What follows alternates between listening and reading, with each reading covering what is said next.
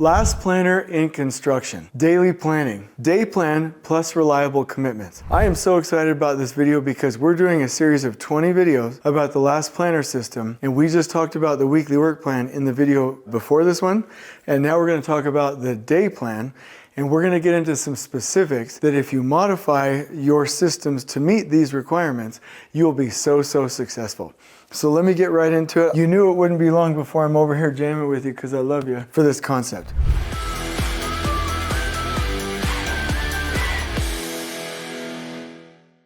In the last planner system, as you already know, we will have a master schedule, and that master schedule will identify our overall milestones. And I'm going to get a little bit quicker at drawing these because I've already covered these in the previous videos. You take that phase and then you do a pull plan and you do it forward and then back. But you don't do it for just one big area. You do it zone by zone so you can check to make sure you have diagonal trade flow. And actually the milestone at the end should enable you to gain buffers. When you end up with a production plan, you should end up with this time by location, beautiful parallelogram with buffers at the end ahead of the milestone. And this milestone is the same as the one up here. Then you filter out your 6 weeks and you filter out your 1 to 2 weeks for your weekly work plan.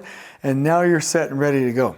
Now, in the last planner system, I want to now talk to you about how you take the weekly work plan down to your day plan and how that then ties to your percent plan complete. You're going to love this. I'm so freaking excited. So your weekly work plan will look like this. You will have time on the top, location on the left, and each of your activities will have its own line, and it will look really nice.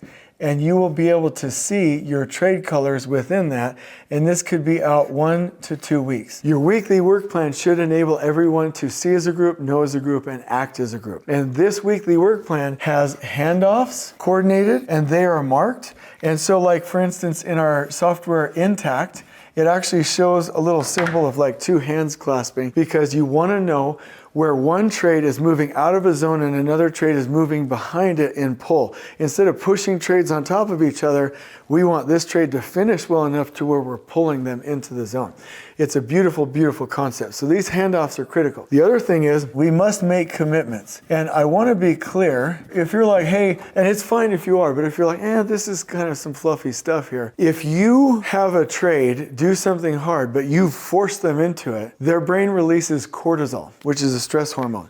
And that actually creates human disconnection. If they commit to something that's hard, but they've weighed in and bought in a trusting environment, their brain releases cortisol and oxytocin. Oxytocin is the human feel-good connection hormone. That means instead of distress, they have eustress, which is we're going to work and elevate as a team. And so for humans to be able to execute on these tasks, they have to have weighed in and bought in. So this weekly work plan means that they have voluntarily committed and agreed to and promised trade to deliver that zone, that work, and those commitments to their successor trades. Now, day planning is key. You got to go with me on this, and this is in the book, The 10 Improvements to the Last Planner System, which will be out soon, and by the time the video comes out, you should have access to it. But here's what I want to talk to you about. In your meeting schedule, Monday through Friday, let's say this is 6 a.m. to 6 p.m. Don't tease me about the hours, please. But every afternoon, I call it the afternoon foreman huddle, but I really mean 10 a.m. to like 3 p.m. Every day, you will huddle, and you will do what's called the afternoon foreman huddle, and that will enable you to create the plan for the next day, and then you will do the morning worker huddle. This is the way it has to be. Having the huddles in the morning while the trades are setting up, while your crews are setting up, is so destructive. Either one of two things will happen. You will interrupt the crew to where you have variation and you slow their productivity, or you will protect them and you won't talk about much in the meeting and you won't really do much in the meeting. So if you do the plan of the next day and then the afternoon foreman huddle and create a day plan, you have time to go get a generator, diesel, extension cords, or whatever. You can make changes to the next day and then work in day-tight compartments and then communicate that to the workers, which is huge. You will not get operational excellence if you do not communicate the plan every day to the workers in a functional area. We will talk about that in a couple of videos. So that's when it happens. And you're inside the conference room typically, and I hope you have 2 screens up above, and I hope that you have your 3D axonometric expanded view drawings of the building over here on the left. And in the afternoon foreman huddle,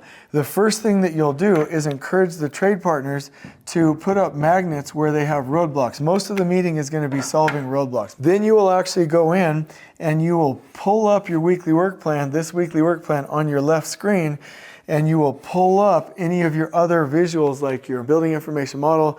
You'll pull up your logistics plan, you'll pull up your procurement log, you'll pull up your zone maps, whatever you want over here on the right, and then you'll have your whiteboards over here on the right wall, okay? So this is what you're doing. But what I want to do is, I know that the next morning I'm going to be out within a functional area talking to all the workers on their way from the parking lot to their work for 5 or 10 minutes. I know I'm going to be out there talking to them with visuals about the plan for the day. This morning worker huddle is crucial, but we have to have an agenda. We have to have a day plan. This is what I like to do. In this meeting, in the afternoon foreman huddle, I am going to make sure with the trades that I'm identifying problems and solving them, but that we have a plan for the next day. And I want to know things like, I'll just go through this really quickly. I want to give the trades a shout out. I want to ask for feedback. I want to talk about the general plan for the day, which will be my change points. I want to do a little bit of training. I want to talk about logistics and materials. I want to talk about safety.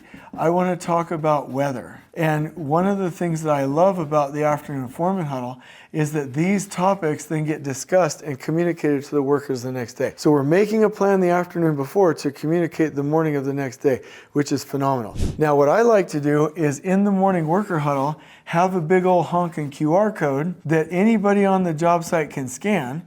And that QR code shows a Canva document with this information over here on the right. And it also shows the production plan, it shows the logistics maps, it shows any notices, and it's a really beautiful visual document. That single visual document is accessed on all of their phones, and it's a day plan. This typically only works for supers that are really like to communicate. And if I'm a super, I'll be like, hey, pay attention to this. Hey, make sure this happens. Hey, this is a big deal. And I'll make sure that there's real-time communication.